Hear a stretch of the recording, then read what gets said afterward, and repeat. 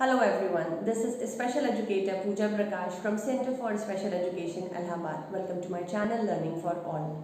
Last video में हमने discuss किया कि टॉयलेट ट्रेनिंग की जब हम बात करते हैं तो एक स्पेशल एजुकेटर का क्या पर्सपेक्टिव है और सेम टॉपिक पर ऑक्यूपेशनल थेरेपिस्ट का क्या पर्सपेक्टिव है। लास्ट एपिसोड में प्राप्ति जी ने बात कही 4 A's की। तो इस वीडियो में हम what are 4 A's of occupational therapy discuss करते हैं। I hope you will find it extremely helpful and beneficial. आइए। हाँ जी प्राप्ति। जब हम किसी व्यक्ति की बात करते हैं, बच्चा छोड़ दीजिए, किसी भी एक इंडिविजुअल की बात करते हैं, तो हम उस समय अगर हम लर्निंग की बात करें कि इंसान, व्यक्ति, बच्चा क्या सीख रहा है, उससे पहले हम ये देखते हैं कि सीखने के लिए रेडीनेस है कि नहीं, वो सीखना चाहता है कि नहीं, विलिंगनेस है कि नहीं, और सीखना चाहने के साथ साथ क्या उसको इस सीख का महत्व है, राइट? क्या उसको मालूम है कि मैं क्या करने जा रहा हूँ, is he actually looking forward to that, right? तो इसी शब्दों के इर्द गिर्द हम ऑक्यूपेशनल थेरेपिस्ट 4 बहुत महत्वपूर्ण पहलुओं को आंकते हैं, मूल्यांकन करते हैं, जिसको मैंने पहले भी बताया है: arousal, attention, action and affect, right? तो अफेक्ट से अगर हम शुरू करें इस कहानी को, तो अफेक्ट उस चीज़ को कहते हैं जो बिना बोले, बिना शब्द दिए हमारा चेहरा, हमारी बॉडी लैंग्वेज बता देती है, यानी कि भाव। Yes, right? कि मैं संतुष्ट हूँ, मैं संतुष्ट हूँ, मैं असंतुष्ट हूँ, मैं संशय में हूँ, है ना? या मैं नहीं समझ पा रही हूँ मैं कहाँ हूँ, I am looking here and there, right? मैं आपको सुन तो रही हूँ लेकिन मैं आपको समझ नहीं पा रही हूँ, ठीक है? तो मेरा चेहरा बता देगा आपको। तो बिना बोले, बिना शब्दों का इस्तेमाल किए हमारे भाव क्या ट्रांसमिट करते हैं, वो आता है अफेक्ट का हिस्सा, AFFECT, अफेक्ट। हर बच्चे में, हर व्यक्ति में, जब भी आप काम सिखाने जा रहे हैं, जब भी आप एक नई ट्रेनिंग देने जा रहे हैं, तो आप देखिए कि बच्चे का रेडीनेस टू लर्न है कि नहीं।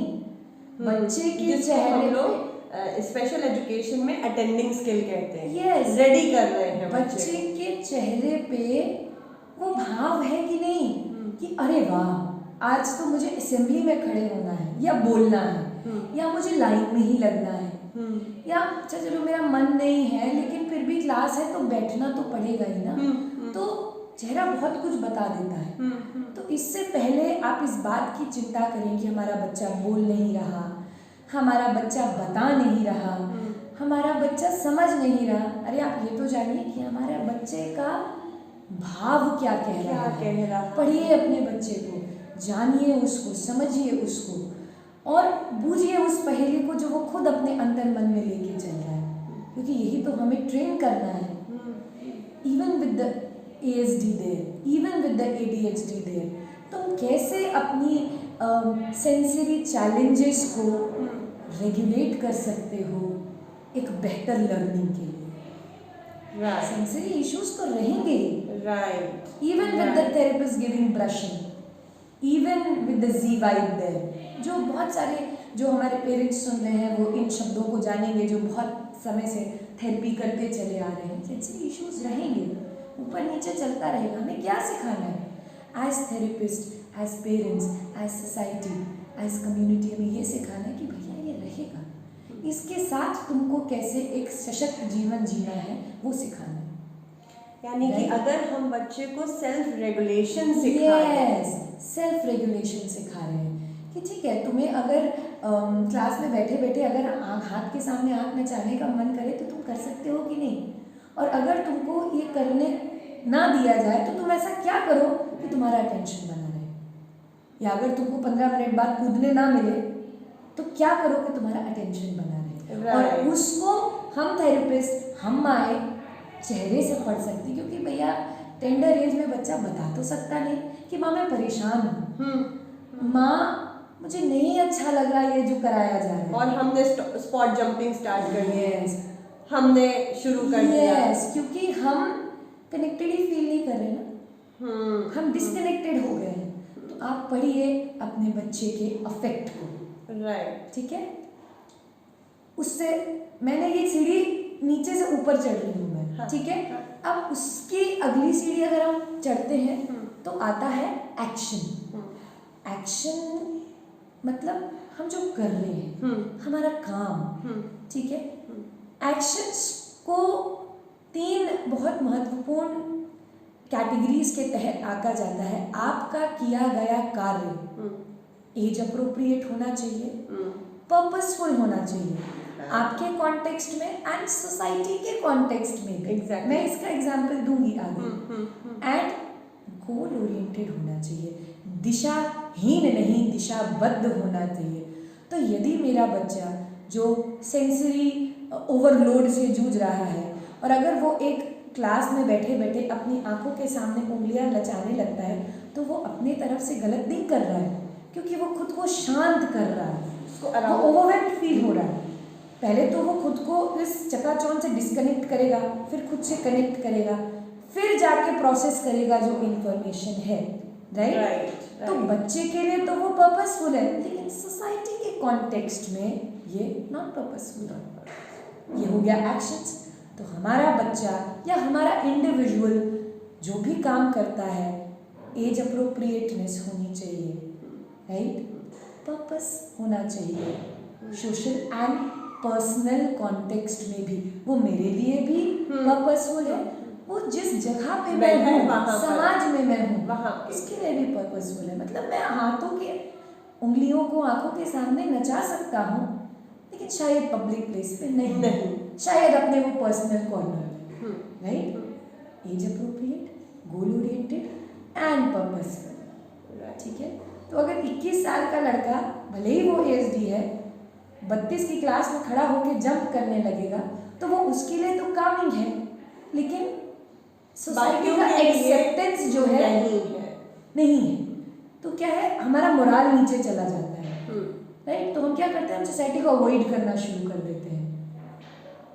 हम इसलिए नहीं अवॉइड करते क्योंकि हमें एएसडी के फीचर्स हैं, हम इसलिए अवॉइड करते क्योंकि हम जिस तरीके से खुद को शांत कर रहे हैं वो समाज नहीं समझता, राइट। तो as occupational therapist, sensory diet का शब्द मैं दोबारा इस्तेमाल करूंगी। बच्चे को सेल्फ कामिंग, सेल्फ रेगुलेशन सिखाया जाता है, और इसका मूल्यांकन हम बच्चे के एक्शंस को देख के करते हैं, बिना किसी हमेशा आप स्टैंडर्डाइज टेस्ट नहीं लगा सकते। इनसे बड़ा स्टैंडर्डाइज टेस्ट कोई नहीं होता, जो दिख रहा है वही है, राइट। तो जैसे जैसे इंटरवेंशन होता है, अर्ली इंटरवेंशन की मैम आपने बात करी थी, जितना अर्ली इंटरवेंशन होता है उतना अर्ली हम बच्चे को सिखा सकते हैं कि भैया तुम ये कर सकते हो, not right now, this is not the right time. Probably आप एक स्क्वीजी बॉल को you can squeeze that, or you can have a jewelry and you can chew upon that. कुछ भी नहीं है तो यार सक करो ना बॉटल से, have a smoothie, shake it and suck on that, or you can listen to your favorite music. वो again individualized sensory diet पे निर्भर करता है, जो कि एक experienced therapist आपको provide करते हैं, राइट। अफेक्ट, एक्शन, थोड़ा सा और ऊपर चलते हैं, जो शब्द बहुत कॉमनली इस्तेमाल होता है, मैडम अटेंशन नहीं है। अटेंशन कैसे आएगा, बच्चे का अटेंशन नहीं है। तो अटेंशन से आप क्या समझते हैं, पहले तो हम ये समझें कि आप क्या समझते हैं अटेंशन से। क्या अटेंशन ये है कि डॉक्टर प्राप्ति बोल रही हैं और पूजा मैडम सुन रही हैं? अटेंशन ये भी है कि सामने लोग हमें सुन रहे हैं। अटेंशन ये भी है कि घड़ी की सुई आगे भाग रही है और हमारे पास 15 और मिनट हैं इस चीज़ को कवर करने के लिए। तो अटेंशन के बहुत सारे पहलू हैं, और पहला पहलू है जिस पे हम लोग, जहाँ से हम ऑक्यूपेशनल थेरेपिस्ट ये कमान संभालते हैं, जिसमें हैंड वॉक, बेयर वॉक और ये सारी ट्रेडिशनल चीज़ें होती हैं, जिसमें होती है attention to my body, attention attention to my self, मेरा शरीर, जिसमें हम बॉडी अवेयरनेस के बारे में yes, मैं कहाँ हूँ, तब तो एनवायरनमेंट की बात करेंगे आप। तो अटेंशन के बहुत सारे पहलू हैं।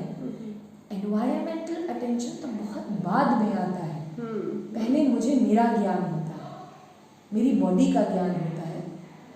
Where am I, who am I, what am I, why am I here, am I here to talk to you और am I here to dance, right, what is the purpose, right, this is attention. So ये सारे as आपस में intertwined and interlinked है, एक के बिना दूसरा अधूरा है, ठीक है।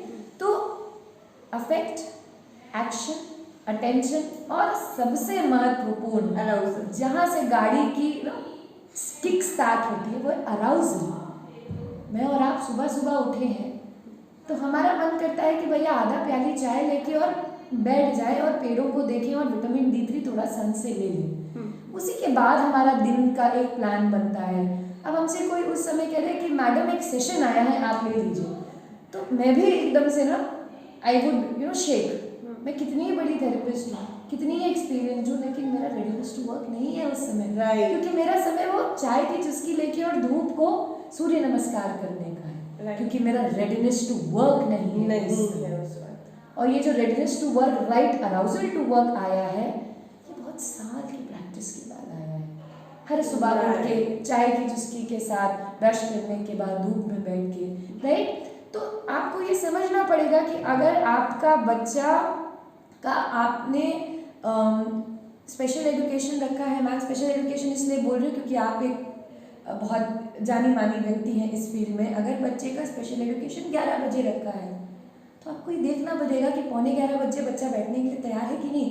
ऐसा नहीं होना चाहिए कि वीडियो छीन के 11 बजे बैठा दिया, राइट। ऐसा नहीं होना चाहिए कि भैया खा लो और चलो अब बंद करो जल्दी से, मैडम आ गई। कहाँ से बच्चे का दिमाग तो टिफिन में है, अराउजल ही नहीं है। और वहाँ मैडम परेशान है कि बच्चा हमारा इमिटेट ही नहीं कर रहा, बच्चा हमारा हैंड फ्लैप ही नहीं कर रहा। और पूजा मैडम से हम पूछ रहे हैं, मैडम करता ही नहीं है, 10 सेशन हो गए। खुद को चेक करिए भैया, बच्चे का अराउजल आया है क्या? बच्चा 11:15 बजे से तैयार है क्या? अभी मैडम आने वाली है, बैठ रहा है। तो भैया 10:30 बजे पेट भरा, हम नहाए धोए पूजा पाठ करके माँ बाप के चरण स्पर्श करके, भले ही हम स्कूल नहीं जा रहे तो क्या हुआ, लेकिन हम अपने गुरु के लिए तैयार बैठे तो हैं। भूल जाइए इस बात को कि आपका बच्चा नहीं समझ रहा। आप अपना काम बदस्तूर जारी रखिए कि भैया 10:30 बज गए हैं, टिफिन रखेंगे, मैडम आने वाली है, अब हम लोग क्या करेंगे, रोली पोली रोल योर बम। आया ना अराउजल काम करने का, बच्चा तैयार हो गया। अभी आप मुझे बोल दीजिए मैडम दिल्ली की फ्लाइट है पकड़ लीजिए, तो मैं मुँह ही फेर लूँगी ऐसे कि पता नहीं कुछ भी बोल रही है, ये तो सुनना ही नहीं है बात इसकी। यही होता है सेंसरी इश्यूज में, राइट। मैं और आप टॉलरेट कर सकते हैं इस धीरे धीरे पंखे के चल रहे आवाज़ को, नहीं कर पाता है सेंसरी ओवरवेल्म्ड बच्चा। उसके लिए एक सामान्य सा सिक्का गिरना भी बहुत ओवरवेल्म्ड हो जाता है। तो सेंसरी इंटीग्रेशन अप्रोच एक अप्रोच है, एक पहलू है ऑक्यूपेशनल थेरेपिस्ट के प्रैक्टिस का। यूज़ करके बच्चे का एक हिस्सा टारगेट किया जाता है और धीरे धीरे प्रोफेशनल सेशंस के माध्यम से बच्चे के arousal, attention, affect and action पे काम किया जाता है, ताकि बच्चा अपने खूबसूरत दिन के लिए तैयार हो और तैयार हो उस सीख को आने के लिए जो हम आप उसको देना चाहती। और मैं ऐसा समझ रही हूँ कि ये जो आपने हमें 4 A's बताए, ये मैं इतनी देर से यही सोच रही थी कि ये सिर्फ हमारे स्पेशल बच्चों के लिए, ये तो सबके लिए है, मेरे और आपके लिए भी है, सबके लिए है। इन 4 A's पर तो मैं भी हूँ, आप भी, मतलब हम सब इसमें समाये हुए हैं। तो क्योंकि हम भी तो जो लर्निंग ले रहे हैं इन्हीं सेंसेशन से ले रहे हैं ना, तो सेंसरी इंटीग्रेशन तो सब में है। बस हमें ये समझना है, वही आप वाली बात कि सीखते सब हैं, सिखाने का तरीका होना चाहिए। ज़रूरी नहीं है कि हर बच्चा एक तरीके से सीखे, जिस तरीके से आपका बच्चा। खुशी हो रही है ये एक नई चीज़ जानकर, और मुझे ये जान के बहुत खुशी हो रही है कि आज मैंने आपके माध्यम से ये सीखा, ये जाना कि 4 A's पे हम सब हैं, हम सब उस पर एप्लीकेबल हैं, ठीक है। ऐसा नहीं कि हमारे बच्चे को ऑटिज्म है, ADHD है, व्हाटएवर, नहीं नहीं, it's such a beautiful concept you have Absolutely. shared with us. I'm so thankful to you, Dr. Prapti. Same है मैम, same है। I hope हमारे पेरेंट्स भी इस टॉक से बहुत लाभान्वित हुए होंगे। It's my जैसे मैं हमेशा कहती हूँ, it's my request, please share the video with the needy parents. मैं आपको मिलती हूँ अपने एक अगले वीडियो में एक नए कंटेंट के साथ। Till then, happy parenting.